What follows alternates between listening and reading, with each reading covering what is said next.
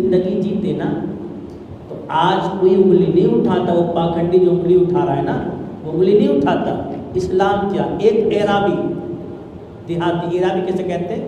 دیہاتی کو، تمام صحابہ کرام بیٹھے ہوئے مسجد ہے، اور ایک دیہاتی آیا، آنے کے بعد مسجد میں کھڑے ہو کے پیشاب کرنے لگا۔ آج ایک مسلمان بچہ مندر میں چلا جاتا ہے تو اسے مار دیا جاتا ہے، پانی پینے، وہ بھی پانی پینے جاتا ہے۔ اسلام کا یہ پیغام نہیں ہے۔ دیکھ میرے خواجہ کے دربار میں مسلم کم جاتے ہیں، غیر مسلم زیادہ جاتے ہیں۔ بے شک میرا خواجہ کسی کو مار کے نہیں بھگاتا، جو بھی جاتا ہے میرا خواجہ جھولی بھر دیتا ہے۔ سبحان اللہ۔ میرا خواجہ دیکھ کے نہیں دیتا، وہ تیرا مذہب ہے۔ اگر پانی پینے پیاسا بھی جاتا ہے تو اسے مار کے بھگا دیتا ہے، یہ میرا مذہب ہے۔ اجمیر میں سیاح کہیں بھی دیکھ لے تو پیاسا جاتا ہے، میرا خواجہ اسے پانی نہیں پلاتا بلکہ جو خواہش لے کے جاتا ہے میرا خواجہ وہ خواہش عطا فرما دیتا ہے۔ سبحان اللہ۔ میرا خواجہ یہ نہیں دیکھتا کہ میرے نانا کا کلمہ پڑھنے والا ہے کہ نہیں، یہ نہیں دیکھتا۔ جب بات آئی تو دیکھ مسجد آ کے انہیں پیشاب کرنا شروع کر دیا، کھڑے ہو کے صحابہ اکرام کو جلا لایا، یا رسول اللہ مسجد میں پیشاب کر رہا ہے۔ میرے آقا فرماتے ہیں خبردار بیٹھ جاؤ، اس کو سکون سے پیشاب کر لینے دو، مسجد ہے مسجد ہے، سکون سے پیشاب کر لینے دو۔ وہ پیشاب کر لیا تو میرے آقا نے اس کو بلایا، ارشاد فرمایا آپ جانتے ہو یہ جگہ کون سی ہے؟ کہا میں نہیں جانتا، میں دیہاتی ہوں۔ میرے آقا نے فرمایا یہاں اللہ کی عبادت کی جاتی ہے، یہاں اللہ کی عبادت کی جاتی ہے، یہاں گندگی نہیں کرنا چاہیے۔ صحابہ کرام کو بڑا تعجب ہے۔ میرا آقا فرماتے جاؤ، اس سے نہیں کہا، میرا آقا فرماتے جاؤ اس جگہ کو صاف کرو، دھو دو۔ صحابہ کرام نے عرض کی یا رسول اللہ اگر پہلے ہی روک دیتے تب وہ پیشاب کرنے شروع کیا، تھوڑا سا کیا، جب ہی روک دیتے؟ میرا آقا فرماتے نہیں، پیشاب کرتے ہوئے انسان کو اگر روک دو تکلیف ہوتی ہے، اور اسلام میں اتنی تکلیف بھی کسی کو دینا جائز نہیں ہے۔ اتنی تکلیف دینا بھی کسی کو جائز نہیں ہے۔ پھر کون کہتا ہے کہ اسلام آتنک پھیلاتا ہے، اسلام زیادتی کرتا ہے، اسلام ظلم کرتا ہے، اسلام ستاتا ہے؟ اتنی تکلیف پیشاب کرتا ہو بیچ میں روک دو تو تکلیف ہوتی نا، اتنی تکلیف بھی اسلام میں دینا جائز نہیں ہے، تو اور تکلیف کی تو بات ہی کیا کرنا ہے۔ یہ میرے مصطفیٰ کے اللہ اکبر یا رسول اللہ نہیں چھوڑیں گے، زندہ باد۔ تو مولانا روم رحمۃ اللہ علیہ اپنی کتاب مثنوی شریف میں فرماتے ہیں کچھ کافر آئے میرے آقا کی بارگاہ میں اور کہا ہم بھوکے ہیں، ہمیں کھانا کھلاؤ۔ حالانکہ مدینے میں نہیں تھے کیا، مدینے میں کافر بھی تو تھے، یہودی بھی تو تھے، کسی کے پاس چلے جاتے، انہیں پتہ ہے کہ جہاں کہیں کچھ نہیں ملتا، کسی کی چوکٹ پہ نہیں ملتا، پھر ہمیں جو کچھ ملتا ہے وہ مصطفیٰ کی چوکٹ میں ملتا ہے۔ سب پہنچ گئے، اے مسلمانوں کے نبی ہم بھوکے ہیں، ہمیں کچھ کھلاؤ۔ تو میرے آقا صلی اللہ تعالیٰ علیہ وسلم نے ارشاد فرمایا ایسا کرو، یہ میرے مہمان ہیں۔ کیا کہا؟ یہ میرے مہمان ہیں۔ حالانکہ کون تھے وہ؟ کافر تھے، بتوں کو پوجنے والے، بتوں کے آگے سر جھکانے والے، بتوں کو معبود سمجھنے والے۔ میرا آقا فرماتے ہیں میرے مہمان ہیں، ان کو لے جاؤ۔ صحابہ کرام آئے، ایک کو لے گئے، ایک کو لے گئے، ایک کو لے گئے۔ ایک ان میں ایسا تھا جو بہت کھاتا تھا، اسے کوئی نہیں لے گیا، وہ کھڑا ہی ہے۔ جب سب لے گئے، سب کو وہ کھڑا رہ گیا تو وہ رونے لگا۔ میرے آقا فرماتے تو کیوں رو رہا ہے؟ اے مسلمانوں کے نبی سب کو سب لے گئے، اب مجھے کون لے جائے گا؟ میرا تو کوئی نہیں ہے۔ میرے آقا نے کافر کا ہاتھ پکڑ لیا اور ارشاد فرمایا جس کا کوئی پکڑنے والا نہیں ہے اس کو پکڑنے والا محمد رسول اللہ۔ سبحان اللہ۔ اس کا کوئی ساتھ دینے والا نہیں، اس کی کوئی مدد کرنے والا نہیں، اس کی مدد کرنے کے لیے اللہ نے محمد رسول اللہ صلی اللہ علیہ وسلم۔ اس کافر کو میرے آقا گھر لے گئے، کھاتا بہت تھا۔ میرے آقا نے فرمایا اماں عائشہ سے فرمایا عائشہ گھر میں کچھ ہے یا رسول اللہ؟ کچھ کھجور ہے اور تھوڑا سا دودھ ہے، کوئی عورت دے گئی ہدیہ۔ میرے آقا فرماتے لے آؤ، وہ دے دیا اس کو، وہ کھا گیا، کھجوریں بھی کھا گیا، دودھ بھی کھا گیا، اماں عائشہ کا حصہ بھی کھا گیا، میرے آقا کا حصہ، سب کا حصہ کھا گیا۔ کھاتا بہت تھا، رات کو سویا، خواب دیکھ رہا ہے، ایک جنگل میں ہوں اور اسے جنگل ہونے کی حاجت ہوئی، لیٹرین کی حاجت ہوئی، تو اس نے لیٹرین کر دی۔ جب اس کی آنکھ کھلی تو اس نے بستر پہ کر دیا، میرے نبی کا بستر ہے، گندا کر دیا۔ میرے نبی کی آنکھ کیا نہیں دیکھ سکتی یار، اور کوئی غیب کیا تم سے نہا وہ بلا، ارے جب نہ خدا ہی چھپا تم پہ کرو ہے۔ صبح کے ٹائم میں میرے آقا کواڑ کے پاس میں کھڑے ہو جاتے ہیں، میرے آقا چہرہ پھیر لیتے ہیں، کہیں ایسا نہ ہو یہ ڈر جائے۔ اب وہ ڈر رہا تھا دروازہ کھلے گا تو آج میری گردن کٹے گی، عمر کاٹ دے کہ تو نے نبی کا بستر گندہ کر دیا۔ لیکن میرے نبی اپنا منہ طرف پھیر لیتے، کہیں سے شرمندگی نہ ہو جائے، کہیں سے احساس نہ ہو جائے مجھے معلوم ہو گیا۔ عقل کے اندھے کہتے نبی غیب نہیں جانتے ہیں۔ میرے آقا نے چہرہ ایک طرف پھیر لیا، وہ بھاگ گیا کمرے سے نکل کے۔ جب وہ بھاگ گیا تو میرے آقا نے بستر لیا، اور گندگی والا بستر میرے آقا اس کو لے کے آتے ہیں۔ ابو بکر آئے یا رسول اللہ میں دھو دیتا ہوں، عمر آئے یا رسول اللہ میں دھو دیتا ہوں، عثمان آئے، میرے آقا فرماتے نہیں، جو میں جانتا ہوں وہ تم نہیں جانتے۔ میرے آقا گندگی والے بستر کو دھونے کے لیے بھی بیٹھے، وہ بھاگ گیا کافر۔ اسے پھر خیال آیا چل ایک بار دیکھ تو صحیح یار، اتنی محبت سے کھلایا پلایا سلایا، آج تو بھاگ گیا، دیکھ تو صحیح حالات کیسے ہیں۔ چھپتے چھپاتے آیا تو دیکھا تمام صحابہ اکرام کھڑے ہوئے ہیں اور میرے آقا گندا بستر دھو رہے ہیں۔ دوڑ کے آیا مصطفیٰ کے قدموں پہ جھک کے بولا یا رسول اللہ یہ گندا بستر آپ مت دھو، آپ نے میری ظاہری گندگی دھوئی ہے، اب میرے دل کی گندگی کو بھی دھو دو۔ میں گواہی دیتا ہوں اگر کوئی سچا نبی بن کے تشریف لایا ہے تو آپ محمد الرسول اللہ سچے نبی صلی سبحان اللہ سبحان اللہ یا رسول اللہ۔ مولانا روم رحمۃ اللہ علیہ بیان فرماتے ہیں کہ وہ کلمہ پڑھ کے ایسے پھیلا اسلام ایسے نہیں پھیلا، لٹ کے جوڑ سے اسلام نہیں پھیلا۔ لوگ چلے وقت کی رفتار کے پیچھے پیچھے، وقت خود چلتا ہے میرے سرکار کے پیچھے پیچھے۔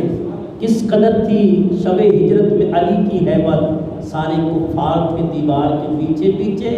حسن اخلاق سے دشمن کو بنایا اپنا، دین پھیلا نہیں تلوار کے پیچھے پیچھے۔ تلوار سے دین نہیں پھیلا، مصطفیٰ کے اخلاق سے بھی۔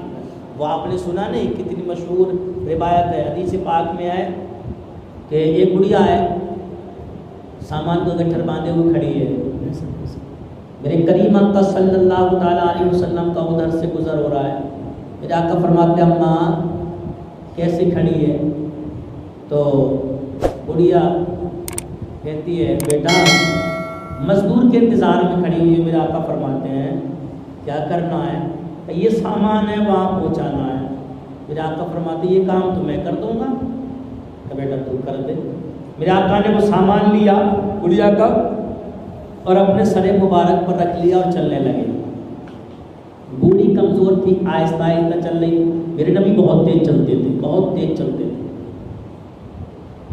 تو میرے آقا نے کہا اماں تو جا کیوں نہیں ہے مکہ چھوڑ کے؟ کہا بیٹا مت پوچھ، بڑی دردناک کہانی ہے۔ کہا پتہ تو صحیح کیوں جا رہی ہے؟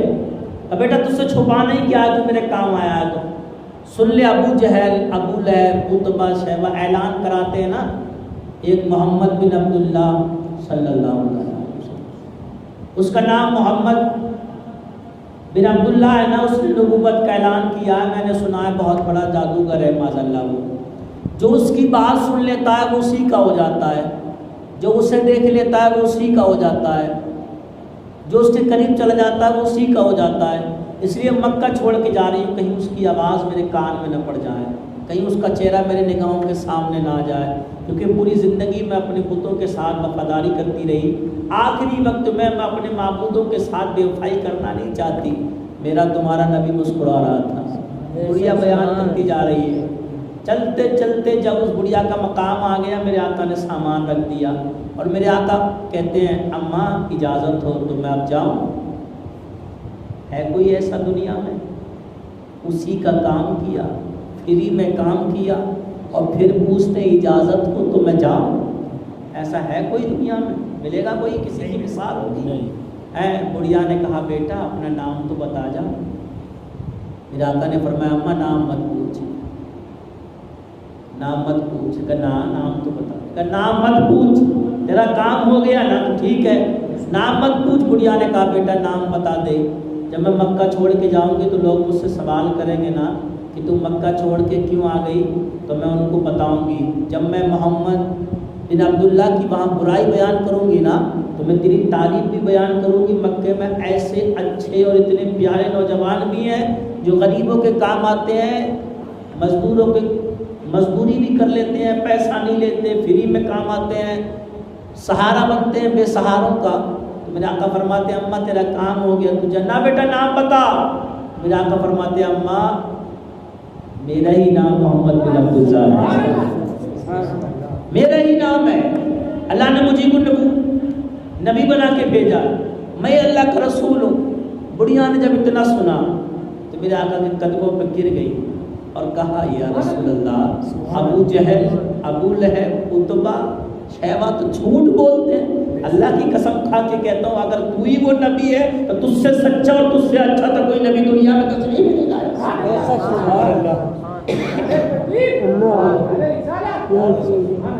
سب سے اعلیٰ و اولا، دونوں عالم کا دولا، کیا خبر کتنے تارے کھلے چھپ گئے پر نہ ڈوبے نہ ڈوبا، کون دیتا ہے دینے کو منہ چاہیے، دینے والا ہے سچا۔ ہمارے آقا صلی اللہ تعالیٰ علیہ وسلم کا کردار ہے۔ مکے میں ایک آدمی آیا، ایک اعرابی اونٹ لے کے آیا بیچنے کے لیے۔ اچھا مکے کے گنڈے کا نام پتا؟ مکہ کا سب سے بڑا گنڈا تھا، اس کا نام ہے ابو جہل، سب سے بڑا بدماش تھا مکے کا گنڈا۔ تو ابو جہل کو مل گیا وہ، اور پیسہ بھی بہت تھا ابو جہل کا۔ ابو جہل نے اس کے اونٹ دونوں خرید لیے اور ایسا کہا ایسا کر شام کو لے جائیے قیمت۔ غریب آدمی نے کہا ٹھیک ہے شام کو دے دینا۔ شام کو ابو جہل کے دروازے پہ گیا کہ سردار کو قیمت دے دو میں گھر چلا جاتا، ایسا کر صبح لے جائیے۔ اور امیر آدمی کا کر کیا لیتا بیچارہ غریب آدمی، صبح پھر گیا سردار کو قیمت دے دو، ابے شام کو لے جائیے۔ 3 دن ہو گئے ٹلاتے، بڑا پریشان روتا روتا پھر ابو جہل کے دروازے، سردار اب تو کھانے کو بھی کچھ نہیں، رہنے کے لیے میرے پاس گھر ہے ہی نہیں، میں تو مسافر ہوں، روڈ پہ پڑ کے سو جاتا ہوں، جو کھانے کو میں لایا تھا نا پیسہ وہ بھی خرچ ہو گیا، اور یہ اونٹ تھے یہ بھی میں نے آپ کے ہاتھ بیچ دیا، میں کہاں سے کھاؤں کہاں رہوں کیا کروں، سردار دے دو وہ پیسہ۔ ابو جہل تو بدماش تھا، جان نہیں دیتا، جو کر ملے کر لے، جس سے کہنا کہہ لے، نہیں دیتا جان۔ اب کیا دو بات کر لی، بات ختم ہو گئی، وہ روتا ہوا آیا حرم شریف میں تمام کافر بیٹھے ہوئے تھے۔ آنے کے بعد اس نے کہا دہائی ہے دہائی ہے دہائی۔ کافروں نے کہا بتا بھائی کی بات کیا ہے؟ کہا میرے ساتھ ناانصافی ہوئی ہے، میرے اونٹ خرید لیے قیمت نہیں دیتا۔ تمام کافروں نے تلوار نکال لی، بتا ایسا کون ہے مکے میں جو تیرے اونٹ خرید لے قیمت نہیں دیتا؟ ہم ابھی دلواتے ہیں قیمت، نام بتاؤ اس کا نام کون ہے، ہم دیکھتے ہیں کون اتنا بڑا نیتا ہو گیا مکے میں جو اونٹ خریدنے کے بعد پیسہ نہیں دے۔ تو اس نے کہا ابو جہل نے خریدے، تو سب نے تلواریں میان میں رکھ لی، کہا وہ تو ہمارا بھی ابا ہے، وہ تو بدماشی میں گنڈا ہے، ہم اس کا کچھ نہیں کر سکتے۔ جب سب نے رکھ لی نا تو مذاق کے طور پہ سب نے میرے آقا ادھر دور نماز پڑھ رہے تھے حرم شریف میں، ادھر میرے آقا کی طرف اشارہ کر دیا، وہ سامنے جو بیٹھے ہیں نا وہ تیرے اونٹ کی قیمت ابو جہل سے دلوا سکتے ہیں، ورنہ پورے مکے میں کوئی نہیں دلوا سکتا۔ جب ان کافروں کو یہ پتا تھا کہ ابو جہل کے پاس یہ مسلمانوں کے نبی جائیں گے تو وہ گالیاں بکے گا، برا کہے گا، توہین کہے گا، ہمارا مزہ آئے گا، تماشا دیکھیں گے، اس لیے میرے آقا کی طرف اس نے بھیج دیا۔ وہ جو دیہاتی آدمی تھا جو آیا تھا نا، اس کا جملہ سنیں گے نا تو بس کہتا میں دھیرے دھیرے ڈرتے ڈرتے گیا تو مکے کے تمام سردار تو میرے خلاف ہو گئے، کوئی مدد کرنے کے لیے تیار ہی نہیں، ایک ہی سہارا رہ گیا تھا۔ میں سوچ رہا کہیں ایسا نہ ہو یہ بھی ناراض ہو جائیں تو میرے اونٹ مارے جائیں، تو وہ کعبے کی طرف منہ کر کے بیٹھے ہوئے تھے، میں پیچھے جا کے چپکے سے بیٹھ گیا کہیں ناراض نہ ہو جائے۔ فرماتے انہوں نے وہ تسبیح پڑھ رہے تھے، انہوں نے تسبیح وہی روک لی اور میرے کاندھے پہ ہاتھ رکھا اور ایک جملہ ایسا کہا، مجھے ایسا لگا کہ میری ماں مل گئی۔ بے شک سبحان اللہ۔ کاندھے پہ ہاتھ رکھا اور ہاتھ رکھ کے کہا پریشان ہو، مسافر ہو، پریشان ہو، چلو میرے ساتھ آؤ تمہاری پریشانی دور ہو جائے۔ فرماتے میرا من یہ کر رہا تھا میں چپٹ جاؤں اور چپٹ کے رہوں، مکے میں اتنے پیار سے مجھ سے کسی نے بات ہی نہیں کری۔ کہتے مجھے اپنے ساتھ لے گئے اور جانے کے بعد اماں عائشہ سے فرمایا عائشہ گھر میں کچھ ہے؟ کھجور ہے، تھوڑا دودھ ہے، اس کے سامنے رکھ دیا آپ نے، فرمایا لے پہلے پیٹ بھر کے کھا لے، اس کے بعد بات بتانا کیا پریشانی ہے۔ اب میں نے پھر تھوڑا کھایا، کھانے کے بعد پھر میں نے اپنی بات بتائی، میں نے کہا ابو جہل میرے اونٹ کی قیمت نہیں دیتا اور میں سب سے کہہ لیا کوئی سنتا ہی نہیں ہے۔ فرمایا چل میرے ساتھ چل، وہ آگے آگے اور میں پیچھے پیچھے ابو جہل کے دروازے میں پہنچے۔ جب ابو جہل کے دروازے چلنے لگے نا تو وہ کافر جتنے حرم میں بیٹھے ہوئے تھے نا انہوں نے ایک جاسوس بھیجا، جاؤ اب دیکھ کے اب کیا تماشا ہوتا ہے نا تب بتانا، پھر مذاق بنائیں گے۔ وہ دور کھڑا ہوا دیکھ رہا تھا، میرے آقا نے ابو جہل کو آواز دی، ابو جہل باہر نکل۔ کانپتا ہوا باہر نکل گیا، کانپ رہا تھا اس کا جسم، ایسا لگ رہا تھا زمین پھٹنے والی ہے، ابو جہل گھسنے والا ہے۔ میرا آقا فرماتے اس کے اونٹوں کی قیمت دے، میں شام کو دے دوں گا۔ میرا آقا فرمایا ابھی دے اسی وقت، فوراً گھر میں دوڑ کے گیا اور قیمت لا کے دے دی، قیمت لا کے دے دی۔ میرا آقا فرماتے ہیں اس سے جس کی قیمت دلوائی تھی اجازت ہو تو میں جاؤں؟ ہے کوئی دنیا میں ایسا اخلاق کردار والا؟ بس نبی کا دامن نہیں چھوڑیں گے، اجازت ہو تو میں جاؤں؟ اس نے کہا ہاں چلو۔ میرے آقا جب چلنے لگے نا کافی دور پہنچ گئے تھوڑا سا، وہ جاسوس جو دور کھڑا ہوا دیکھ رہا تھا نا وہ قریب آیا اور آ کے بولا تجھے پتا بھی ہے تو نے کس سے مدد لی ہے، یہ کون ہے تجھے پتا ہے؟ کہ نہیں میں تو نہیں جانتا یہ کون ہے۔ یہی تو وہ ہے جنہوں نے نبوت کا اعلان کیا ہے، بہت بڑے جادوگر ہیں یہ ماشاء اللہ، ان کی باتوں میں تو آ گیا۔ اس نے کہا اچھا یہی ہے وہ جنہوں نے نبوت کا اعلان کیا؟ ہاں۔ اس نے اونٹ کی قیمت پھینکی وہی اور بھاگنا شروع پیچھے پیچھے میرے آقا کے، دوڑتے دوڑتے میرے آقا کے قریب پہنچے، یا رسول اللہ ٹھہر جاؤ۔ میرے آقا کے قدموں پہ گر گیا اور ہاتھ جوڑ کے بولا یا رسول اللہ ابو جہل کہتا ہے آپ جادوگر ہو، اللہ کی قسم کھا کے میں کہتا ہوں آپ سے زیادہ سچا رسول دنیا میں کوئی نہیں۔ سبحان اللہ، میں گواہی دیتا ہوں آپ اللہ کے سچے رسول دنیا میں بڑے۔ اسلام ایسے پھیلا، اسلام ایسے پھیلا۔ آج ہمارا مزاج معلوم ہے کیا ہے؟ ہمارا مزاج یہ ہے ہماری کوئی دعوت کر دیتا ہے، کہیں دعوت پہ جاتے ہیں ہم تو ہم 100 کمیاں نکالتے ہیں کھانے میں۔ آج کھانے میں نمک بڑا تیز تھا یار، نمک تھوڑا کم رہ گیا یار، سلاد میں نیبو نہیں تھا یار، یہ ہماری سب کی مزاج بنا ہوا ہے نا۔ آج اگر تھوڑا سا شوربہ اچھا ہوتا نا تو بڑا مزہ آ جاتا ہے، یا تیل بہت زیادہ تھا یار، ایسی چیز کمی تھی ویسی چیز کمی تھی یار، ہم دل دکھاتے ہیں لوگ۔ لیکن میرے آقا کا کردار یہ تھا نہیں۔ میرے آقا کی بارگاہ میں ایک صحابی انگور لے کے آتے ہیں، انگور کھانا میرے آقا کی سنت ہے۔ انگور لے کے آتے ہیں تو میرے آقا صلی اللہ تعالیٰ علیہ وسلم کی بارگاہ میں وہ انگور لا کے رکھ دیے، تو میرے آقا کا مزاج تھا کبھی میرے آقا نے تنہا نہیں کھائے، جو بھی چیز آتی سب کو بانٹ دیتے آپ، تم بھی کھاؤ تم بھی کھاؤ، سب کھاتے، میرے آقا بھی ساتھ میں کھاتے۔ میرے آقا نے ایک انگور لیا اور توڑا اور کھایا، دوسرا انگور لیا توڑا اور کھایا، تیسرا لیا، میرے آقا سب انگور کھا گئے، جتنے انگور لے کے آئے تھے وہ سب انگور میرے آقا نے کھا لیے۔ وہ صحابی جو انگور لے کے آئے تھے نا وہ کھڑے ہوئے دیکھ رہے تھے، وہ مسکرا کے چلے گئے، میرے لائے ہوئے انگور میرے نبی نے کھا لیے۔ اچھا جو پاس میں بیٹھے ہوئے تھے وہ رونے لگے، رو رہے ہیں۔ میرے آقا فرمایا تم کیوں رو رہے ہو؟ یا رسول اللہ ہم سے ایسی غلطی کون سی ہو، آپ نے آج تک کبھی ہمیں چھوڑ کے کھایا ہی نہیں، جب بھی کوئی چیز آتی ہے آپ تبرک ہمیں دیتے ہیں، آپ بھی کھاتے ہم بھی کھاتے، آج آپ اکیلے کھا گئے۔